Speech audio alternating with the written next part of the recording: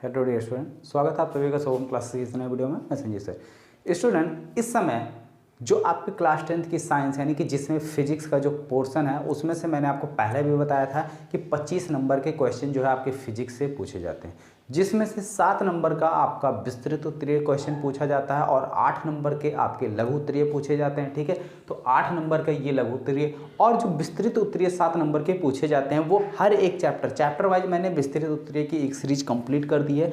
हर एक चैप्टर से एक एक विस्तृत उत्तरीय इंपॉर्टेंट क्वेश्चन की सीरीज मैंने जो है कंप्लीट की और उसको डिस्कस भी किया है, साथ साथ उसके आंसर को भी मैंने डिस्कस किया है। तो अगर आप लोगों ने वो सीरीज देख ली है तो अच्छी बात है। अगर आपसे वो सीरीज मिस हो गई हो या आपने सीरीज को नहीं देखी है तो प्ले लिस्ट में सीरीज पड़ी हुई है, उस सीरीज को जो है आप लोग सबसे पहले देख लीजिए। और आज के इस वीडियो में मैं आपके लघु उत्तरीय प्रश्नों की बात करने वाला हूं हर एक चैप्टर से। ठीक है, हर एक चैप्टर से चैप्टर वाइज कौन कौन से लघु उत्तरीय प्रश्न आपके इंपॉर्टेंट हैं उन सभी प्रश्नों को मैं यहाँ पे बोर्ड पे लिखने वाला हूँ। तो सारे लोग जो है कॉपी पेन उठा के इन सभी क्वेश्चन को नोट कर लीजिए और अच्छे से तैयार कर लीजिए। ठीक है, जो भी क्वेश्चन हम राइट कर रहे हैं वो आपके बोर्ड के लिए काफ़ी ज़्यादा इंपॉर्टेंट है।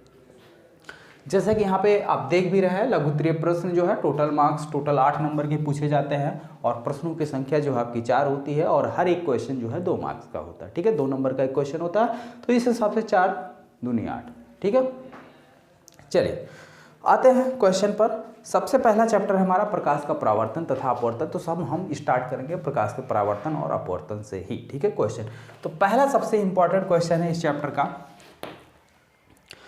उत्तल दर्पण में प्रतिबिंब किस प्रकार बनता है, किरण आरेख द्वारा समझाइए। ये आपके पिछले ईयर पूछा भी गया था। उत्तल दर्पण में प्रतिबिंब किस प्रकार बनता है,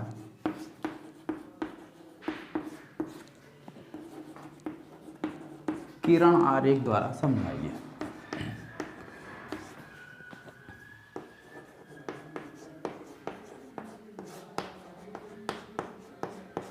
किरण आरेख द्वारा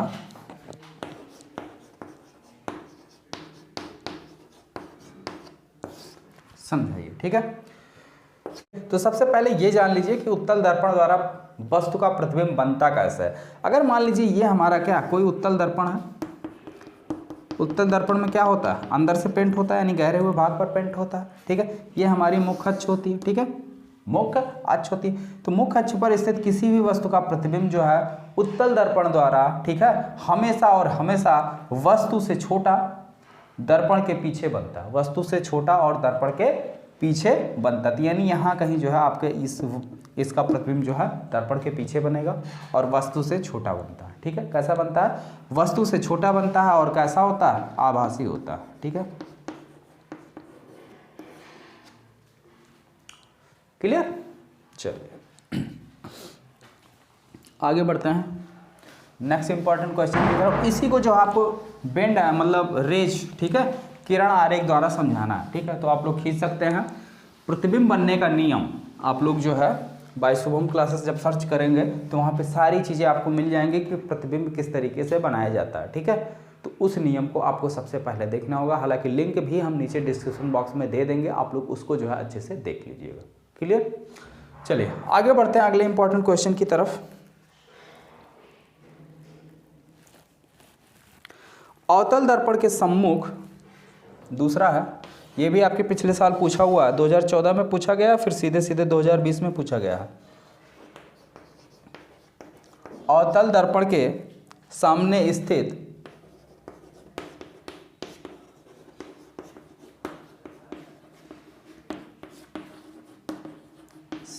स्थित वस्तु का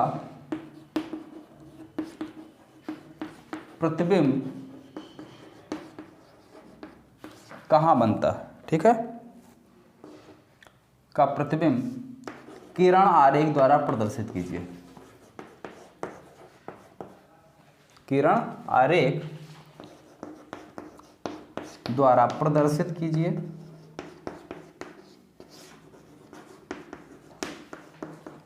ठीक, जबकि वस्तु की स्थिति, यदि वस्तु की स्थिति आपको दे दी गई, 3 स्थितियों में निकालना है। यदि वस्तु की पहले वाले क्वेश्चन में जो अभी मैंने राइट किया था उसमें वस्तु की स्थिति की बात नहीं की थी, लेकिन यहाँ पे वस्तु की स्थिति की बात की जा रही है। पहला पॉइंट नोट कर लीजिए, यदि वस्तु हमारा, ठीक है, वक्रता केंद्र पर स्थित हो, कहाँ हो, वक्रता केंद्र पर। दूसरी कंडीशन है वक्रता केंद्र से अधिक दूरी पर हो, ठीक है, वक्रता केंद्र व अनंत के बीच हो, व अनंत के बीच हो। तीसरी कंडीशन है वस्तु फोकस पर हो, ठीक है, तीसरी कंडीशन है वस्तु फोकस पर स्थित हो।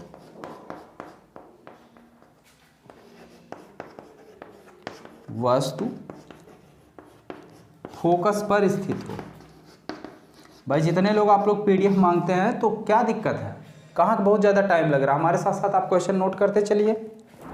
फोकस पर स्थित हो, आंसर का पीडीएफ आपको मिलेगा, लेकिन क्वेश्चन का पीडीएफ जो आप लोग क्वेश्चन हमारे साथ नोट करते चलिए ना। हो गया, तो इसको जो है आप लोग अच्छे से डिस्कस करेंगे। तो हम सबसे पहले आपको बता दें कि अगर वस्तु आपकी क्या है, वक्रता केंद्र पर स्थित है, तो इसका प्रतिबिंब भी वक्रता केंद्र पर ही बनेगा और वस्तु के बराबर बनेगा, वस्तु से उल्टा बनेगा, ठीक है। आगे देखो अगला क्या है, वक्रता केंद्र व अनंत के बीच स्थित हो। जब वस्तु हमारी वक्रता केंद्र और अनंत के बीच में अगर स्थित होगी तो उसका प्रतिबिंब जो है कहाँ पर बनेगा, वक्रता केंद्र और ध्रुव के बीच बनेगा, वस्तु से छोटा बनेगा और उल्टा बनेगा, ठीक है।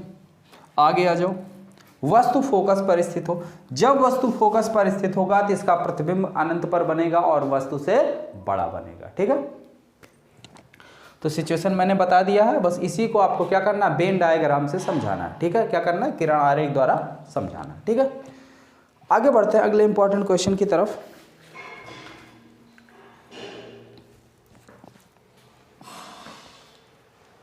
प्रकाश के अपवर्तन के नियम की व्याख्या कीजिए, ठीक है।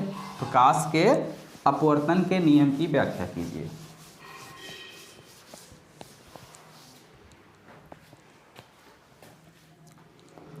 तीसरा क्वेश्चन है,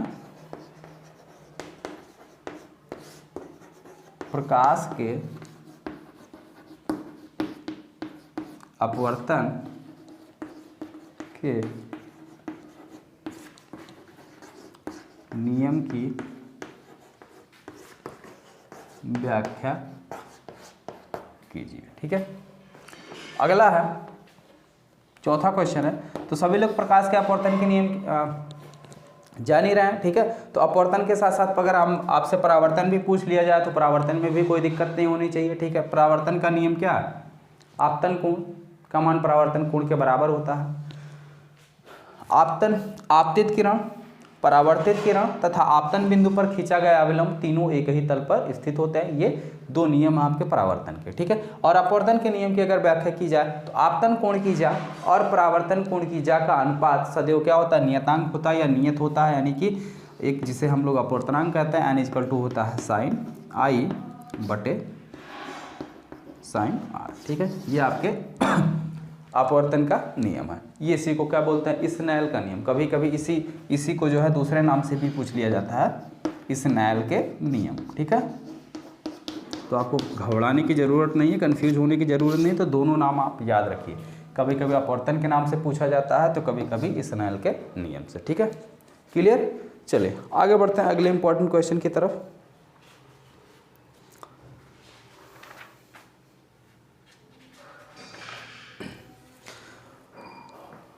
इस चैप्टर में एक और खास इंपॉर्टेंट क्वेश्चन है और वो आपके न्यूमेरिकल है, ठीक है। वो आपके क्या है, न्यूमेरिकल है। कुछ इस तरीके के न्यूमेरिकल है, मैं बता दे रहा हूँ। एक ही फार्मूला सभी पर अप्लाई होना है, ठीक है, जिसे आप लोग दर्पण सूत्र कहते हैं। और दर्पण सूत्र होता क्या है, वही जो है नियम आपका हर जगह अप्लाई होना है।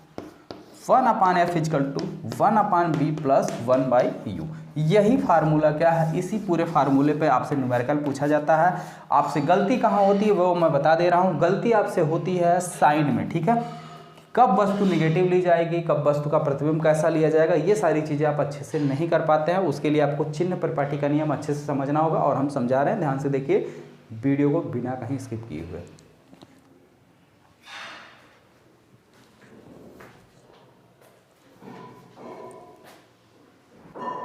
ओके, तो चलिए देखिए, आज थोड़ी सी लाइट की समस्या है, लाइट की प्रॉब्लम है।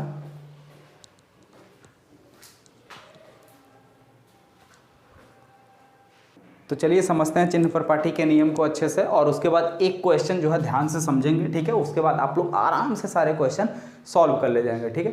लाइट की थोड़ी सी समस्या थी जो कि अब दूर हो चुकी है, लाइट आ गई है, ठीक है। चलिए, चिन्ह परिपाटी का नियम।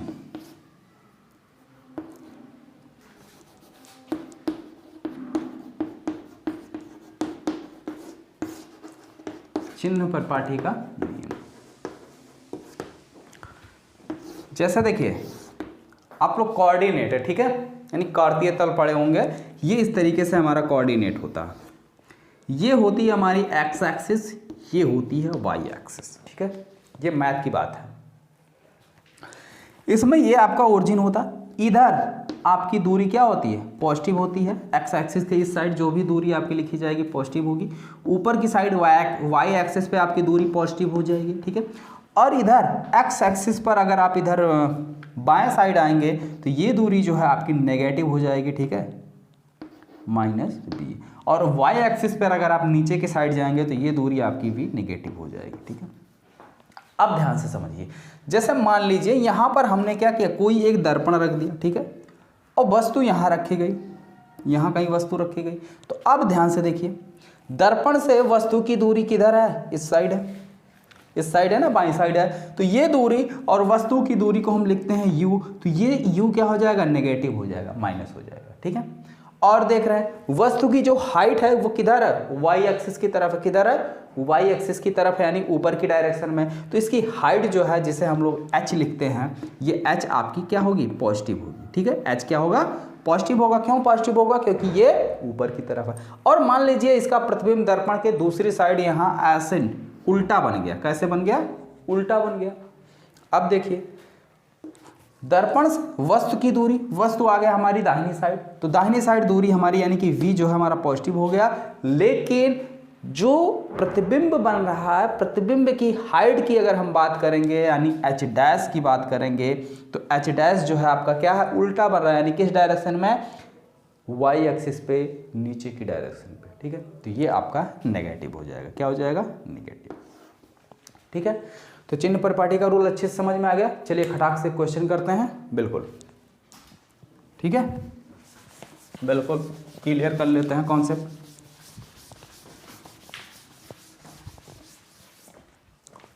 एक क्वेश्चन है,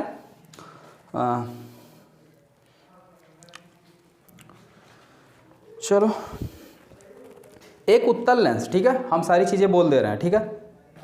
सॉरी, ये लेंस की है, तो लेंस नहीं, अभी हमने आपको बताया दर्पण का, ठीक है। तो क्वेश्चन भी दर्पण का ही लीजिए, लेंस का मत लीजिए। लेंस में कोई खास दिक्कत नहीं, रूल यही होता है, फार्मूला थोड़ा सा बदल जाता है। अगर आप लेंस के फार्मूले की बात करें तो 1/f = 2 हो जाता है, 1/b और -1/e, ठीक है। ये आपके लेंस का फार्मूला है और ये आपके दर्पण का, ठीक है। बीच में प्लस माइनस का दिक्कत होता है, ठीक है। ये लेंस का है और ये दर्पण का, ठीक है। तो चलिए हम दर्पण वाला ही क्वेश्चन जो है उठा रहे हैं, ठीक है। आपको दिक्कत लेने की ज़रूरत नहीं है।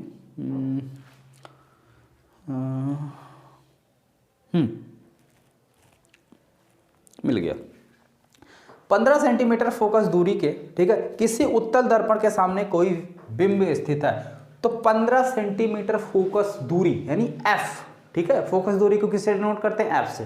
तो f = कितना दिया हुआ है, 15 सेंटीमीटर, ठीक है। ये इसकी फोकस दूरी, किसकी, उत्तल दर्पण। बात किसकी की जा रही है, ये भी ध्यान दो, उत्तल दर्पण, ठीक। आगे देखते हैं और क्या चीज है।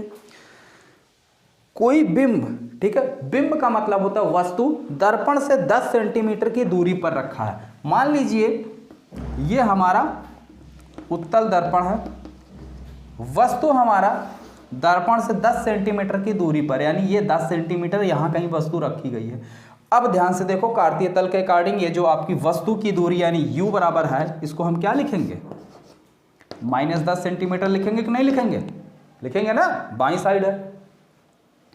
और आगे, प्रतिबिंब की स्थिति, प्रकृति तथा साइज ज्ञात कीजिए। ठीक है, प्रतिबिंब की स्थिति निकालना, आपको b निकालना है और साथ ही साथ प्रकृति भी बतानी है। प्रकृति का मतलब प्रतिबिंब अगर इस साइड बना, ठीक है, इस साइड कैसे, मतलब दर्पण के दूसरी साइड बनेगा ये कैसे पता, अगर इस साइड बनेगा तो v की वैल्यू नेगेटिव आएगी, उस साइड बनेगा तो पॉजिटिव आएगी। ठीक है, यही से क्लियर होता है भाई। अगर v की वैल्यू आपकी पॉजिटिव आ गई तो समझ जाओ इस साइड बनेगा, दर्पण की दूसरी साइड। ठीक है, और अगर इस साइड बना बाएं साइड तो निगेटिव आएगा, सिंपली। चलो फार्मूला यूज करो, वो रहा, उसमें रखो। हाँ, f आपका पॉजिटिव रहेगा कि निगेटिव रहेगा, बात ये भी हो रही है। तो अगर इस सर्कल को हम कंप्लीट करें तो इस हिसाब से सर्कल बनेगा ना। तो यहाँ से यहाँ तक की जो है क्या होती है, c होती है त्रिज्या, और ये भी देखो दर्पण के बाईं साइड, दाहिनी साइड है। ठीक है, और फोकस दूरी f यहाँ आती है, वो दोनों के बीच में, c के बीच में, ये सेंटर है, इसकी त्रिज्या होती है। ठीक है, इसके बीच में f होती है। तो चलिए f भी आपका पॉजिटिव रहेगा तो बिल्कुल सही है। 1/f इक्वल टू 1/b और -1/u। हमें चाहिए क्या, v की वैल्यू चाहिए, तो v को इसी साइड रखो, बाकी सबको उस साइड कर दीजिए, माइनस इधर आएगा, प्लस हो जाएगा। तो 1/f plus 1/u equal to 1/b। ठीक, इसी को सॉल्व कर लेना है। 1/v equal to 1/f 1/15 plus 1/u, u की वैल्यू -10। ठीक है, कितना हो गया, एलसीएम ले लो। तो एलसीएम जो है आपका आ जाएगा 30। हाँ 30, एलसीएम ले लिया मैंने 30, प्लस माइनस है ना, तो बीच में ये आपका माइनस हो जाएगा। ठीक है, चलो यहाँ मैं कर दे रहा हूँ। ठीक, अब कोई समस्या नहीं होनी चाहिए ना। तो एलसीएम ले लिया मैंने, 30 आ गया एलसीएम। ठीक है, और जब एलसीएम 30 आ गया तो 30, ये नीचे 15 की जगह 30 आ गया, 15 दूनी 30 यानी 2 गुना है, तो यहाँ पे 2 लिख लेते हैं। और बीच में माइनस साइन है तो बीच में माइनस साइन लगाएंगे। 10 है तो 10 का कितना गुना था, 3 गुना है ना। ठीक है, ये देखो 10 है ना, 10 की जगह 30 आ गया तो 3 गुना, 10 3 30, तो घटाओगे कितना आ जाएगा, -1/30। 1/v इक्वल टू, तो इसको v इक्वल टू क्या हो जाएगा, प्लस v इक्वल टू आ गया -30 सेंटीमीटर। ठीक, -30 सेंटीमीटर। एक सेकंड यार, रुक जाओ भाई, रुक जाओ। अरे जस्ट वेट। फार्मूला क्या अप्लाई किया गया है, फार्मूला आपका दर्पण है तो दर्पण का अप्लाई करो, ये लेंस का हो गया। ठीक है, तो इसको इधर ले आएंगे, माइनस हो जाएगा। अरे यार गलती हो गई। ठीक है, ठीक, तो यहाँ पे माइनस है, ये माइनस और ये माइनस, u की वैल्यू माइनस। ठीक है, तो माइनस ये बीच में हो गया प्लस, तो यहाँ पे आ गया प्लस, तो 3 2 5, 5/30, तो 5 1 के 5, 5 6 30, 1/6, तो v इक्वल टू कितना आ गया, 6 सेंटीमीटर। और 6 सेंटीमीटर किसका आया, पॉजिटिव आया। ठीक है, तो यानी वस्तु की प्रकृति कैसी हो गई, वस्तु हमारा आभासी बनेगा और दर्पण के दूसरी साइड बनेगा। ठीक है, वस्तु हमारा क्या हो गया, आभासी हो गया, और दर्पण की दूसरी साइड, यानी दर्पण के दूसरी साइड का मतलब है दर्पण के पीछे। ठीक है, तो चीज़ें एकदम से क्लियर हो गई। इसी तरीके से क्या करना, हर एक क्वेश्चन पर ये फार्मूला अप्लाई करना। ठीक है, अगर लेंस की बात करेगा तो आप ये फार्मूला अप्लाई करेंगे, दर्पण की बात करेगा तो ये फार्मूला। कोई डाउट, अगर अभी भी किसी को कोई डाउट हो तो आप लोग पूछ सकते हैं। अगर कोई डाउट नहीं है तो आपके पास जितने भी क्वेश्चन इस टाइप के हों, सभी अनसॉल्व पेपर उठा के इस क्वेश्चन को जो है प्रैक्टिस कर लो। ठीक, मिलते हैं फिर नेक्स्ट वीडियो में।